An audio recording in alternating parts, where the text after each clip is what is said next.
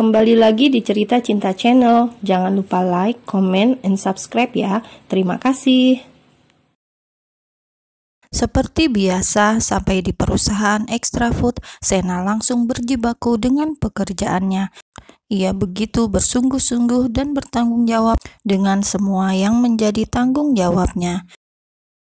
Sikap Sena yang cekatan dalam bekerja buat ia jadi disenangi oleh karyawan yang lain.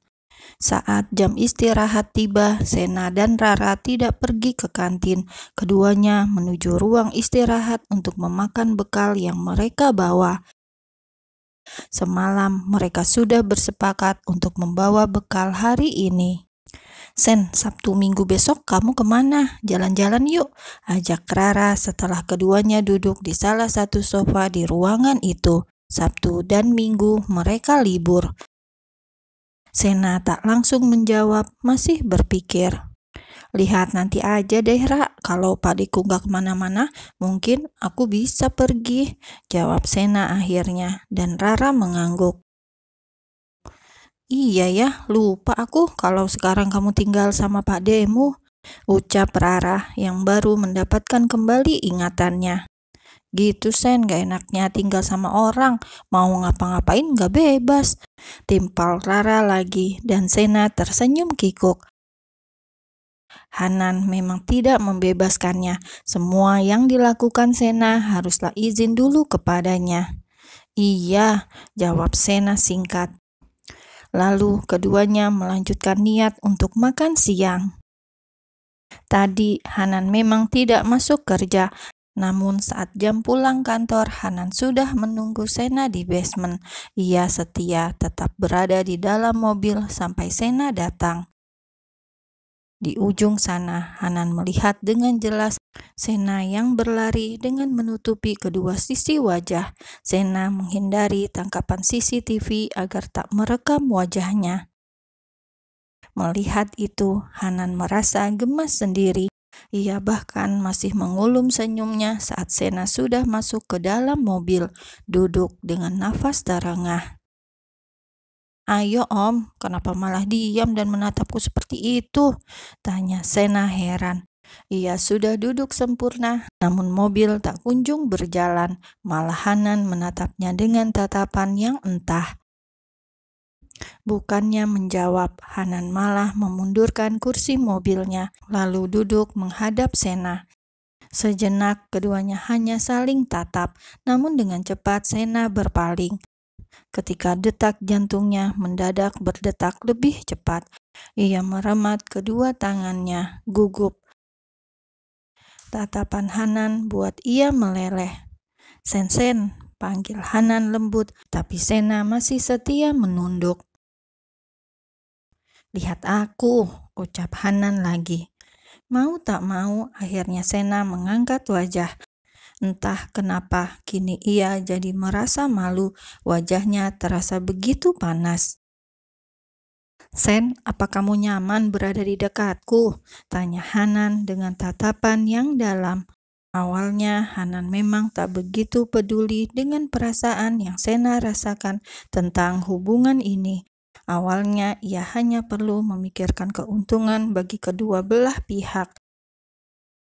Hasratnya terpenuhi oleh gadis yang membuatnya candu, dan Sena mendapatkan bayaran akan hal itu. Tapi semakin lama berada di dekat gadis ini, Hanan merasakan sesuatu yang lain, ingin memiliki dan melindungi, rasa yang seharusnya tidak boleh ada. Karena hubungan mereka terjadi bukan untuk perasaan seperti itu. Cukup lama diam, akhirnya Sena mengangguk menjawab iya. Berada di dekat Hanan memang membuatnya merasa nyaman. Meskipun Hanan selalu menjamah tubuhnya, namun Sena tak merasa risih. Anggaplah ia bodoh, asalkan itu Hanan senang, maka Sena tak merasa keberatan. Terlebih Hanan tak pernah memperlakukannya dengan kasar. "Kenapa bertanya seperti itu? Apa Om sudah bosan denganku karena kita tidak melakukan itu?" tanya Sena dengan begitu polosnya. Sena ingat betul ucapan Feli kala itu, jika si Dedi sudah merasa bosan, maka ia bisa melepaskan begitu saja sang baby dan mencari baby yang lainnya.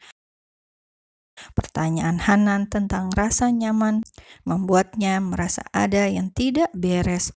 Mungkin Hanan sudah merasa tak nyaman berada di dekatnya. Aku akan pergi dari apartemen, Om. Om tidak perlu membayarku lagi. Uang kemarin bagiku sudah begitu banyak. Terang Sena saat dilihatnya Hanan hanya terdiam. Meski kecil, tapi Sena mencoba tersenyum. Anehnya, hatinya merasa begitu sesak ketika mengatakan itu. Aku akan turun, ucap Sena lagi. Ia berbalik dan membuka pintu mobil. Namun dengan cepat, Hanan mengunci pintu itu. Ada desiran aneh saat Sena mengatakan tentang kepergian. Hanan nyaris saja merasakan kehampaan, rasa yang sama seperti saat Airin meninggalkan dirinya. Rasa yang sama seperti saat Airin meninggalkan dirinya. Kenapa mulutmu banyak sekali bicara? Tanya Hanan saat Sena kembali menoleh kepadanya. Tidak tahukah gadis ini apa yang sudah kulakukan untuk membawanya kembali? Batin Hanan sambil menatap tajam sang baby. Ditatap seperti itu, Sena jadi takut sendiri. Ia menunduk, bingung sebenarnya apa maunya pria di hadapannya ini. Sen, panggil Hanan dan Sena mulai mengangkat wajahnya kembali. Duduk di pangkuanku, ucap Hanan. Mendengar itu, kedua mata Sena membola. Di sini, tanya Sena dengan tidak percaya. Iya, di pangkuanku, jawab Hanan sambil menepuk kedua pahanya. Bukan, maksudku di dalam mobil, di parkiran kantor, tanya Sena dengan wajah yang begitu gugup, bercampur takut.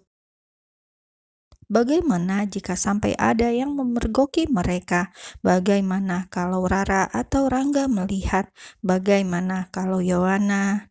Tidak, Sena menggeleng dengan cepat. Sebentar saja, pinta Hanan, lalu menarik Sena untuk duduk di pangkuannya. Dengarkan baik-baik perkataanku, ucap Hanan sambil mengelus punggung Sena dengan sayang. Aku tidak ingin mengakhiri hubungan ini, tapi sekarang aku ingin membuat aturan untukmu. Jelas Hanan lagi. Kini satu tangannya sudah pindah ke depan, membenahi rambut Sena yang menutupi dadanya, dipindah ke belakang. Jangan berhubungan dengan pria manapun, hanya aku saja lelakimu. Sedih, katakan padaku. Bahagia, ceritakan padaku. Butuh apapun, minta padaku. Terang Hanan. Sekali saja aku melihatmu dengan pria lain, aku akan menghukummu semalaman suntuk. Kamu masih ingat kan bagaimana perkasanya aku? Apa kamu mengerti? Tanya Hanan lagi, dan lagi ia berhenti memainkan kedua tangannya, memberi kesempatan Sena untuk menjawab. Iya Om, aku mengerti. Tapi kenapa seperti itu? Kata Feli. Belum sempat Sena menyelesaikan ucapannya, Hanan lebih dulu meraup bibir itu. Hanan hanya ingin mendengar jawaban Sena tentang pertanyaannya, bukan hal yang lain.